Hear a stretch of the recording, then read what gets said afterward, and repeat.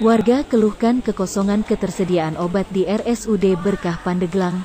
Direktur Utama Rumah Sakit Umum Daerah Berkah Pandeglang Dr. Kodiat menjawab dengan terjadinya kekosongan obat yang dikeluhkan masyarakat karena diakibatkan saat ini sudah Badan Layanan Usaha Daerah (BLUD), di mana pendanaannya tidak dari anggaran pengeluaran belanja daerah (APBD) Kabupaten Pandeglang.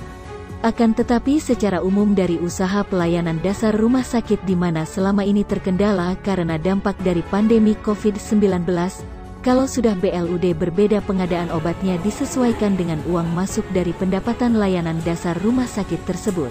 Soal itulah yang menjadi alot proses penyediaan obat, ungkap Dr. Kodiat Juarsa kepada media Senin tanggal 20 Desember tahun 2021. Terkait utang karena rumah sakit tersebut adalah layanan dasar berdasarkan pendapatan jadi dinamis sekali tiap waktu berubah jadi mengakibatkan alot penyediaannya obat, sambungnya. Dikatakan Kodiat bahwa pada dasarnya untuk pengadaan obat untuk RSUD berasal dari pendapatan rumah sakit. Namun dengan keadaan pandemi ada support dari Pemkab Pandeglang adalah sebesar 6 miliar rupiah, itu pun untuk pasien COVID-19 dan kebutuhan APD. Respon dari Bupati dan di Perubahan ditambah lagi sebesar 6 miliar rupiah untuk kekosongan obat yang saat ini masih dalam proses penyediaan meskipun agak alot, ungkapnya. Sistem pengadaan. Nah, kalau rumah sakit ini kan BLUD ya. Yeah. Jadi secara umum belanjanya itu ya tergantung dari pendapatan BLUD. Gitu. Nah, pengadaannya itu berbeda dengan umumnya OPD. Kalau sudah BLUD beda dengan pengadaan kayak model OPD ya, OPD lain itu. Nah, jadi pertama beda, yang kedua adalah dengan BLUD itu tergantung dari pendapatan BLUD. Ada uang masuk, ini baru bisa kita ini kan. Jadi beda, yang jelas beda. Kalau gitu. Ya. Atau berapa sih penyediaan yang belum terbayarkan, Pak? Nah, kalau terkait dengan itu kan sangat dinamis sekali masalahnya. Jadi makanya bedanya di situ. Karena BLUD atau rumah sakit adalah layanan dasar yang harus selalu ini. Nah, makanya tergantung tadi pendapatan tadi. Nah, itu berubah, setiap ini berubah gitu.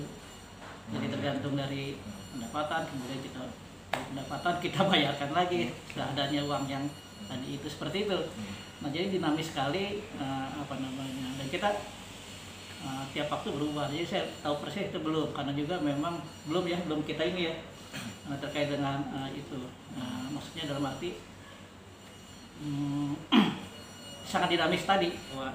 Nah, sebagian karena ada yang sudah memang mendarat ke rumah sakit, kekosongan yang tadi misalnya.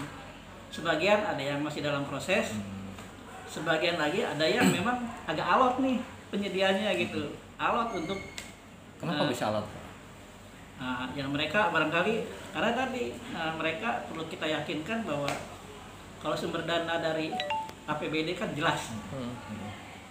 Nah, mereka ya butuh, tiap orang beda-beda pemahamannya tadi. Ya wajar juga, kita nggak bisa maksa ya, nggak bisa maksa. Jadi kita bilang kalau APBD insya Allah pasti akan kita bayar, nggak akan lewat tahun ini juga akan kita bayar, gitu.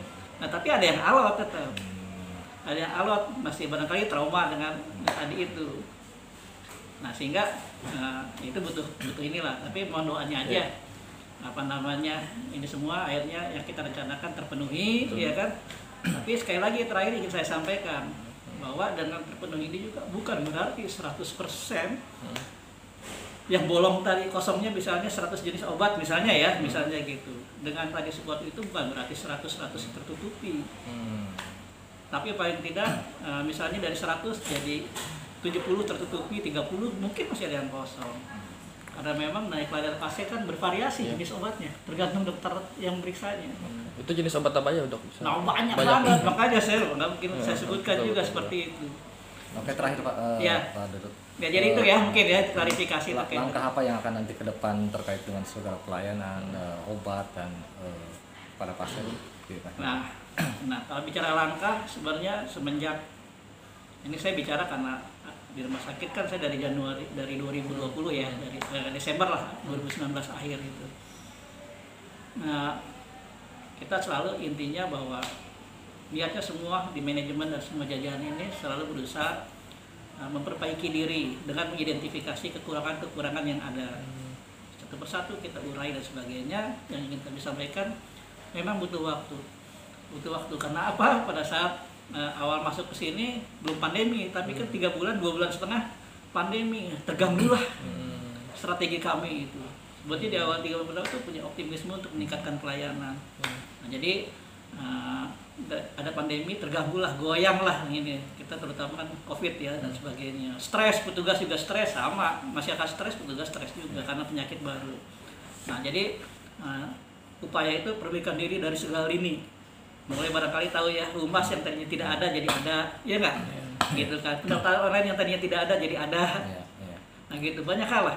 CT scan yang tadinya belum ada jadi ada. Cuci darah, HD juga, hemodialisis juga. Banyak hal sebetulnya. Saya pada kesempatan ini mohon doanya, kalau pandemi ini segera berakhir, insya Allah. Nah, mohon doanya, kita ini semuanya sudah berupaya memperbaiki diri dengan pandemi berakhir. Mohon doanya untuk perbaikan yang akan signifikan lah untuk RSUD Berkah ini. Jadi mohon kerjasama juga. Yang penting kita komunikasi juga. Terima kasih atas check and balance dari media. Kodiat memastikan bahwa kebutuhan obat akan segera terpenuhi di akhir bulan Desember tahun 2021 ini. Untuk memaksimalkan pelayanan, kita terus berupaya melakukan peningkatan kapasitas sumber daya manusia secara bertahap dan peningkatan sarana prasarana yang ada. Tim Liputan Tangerangonline.id mengabarkan.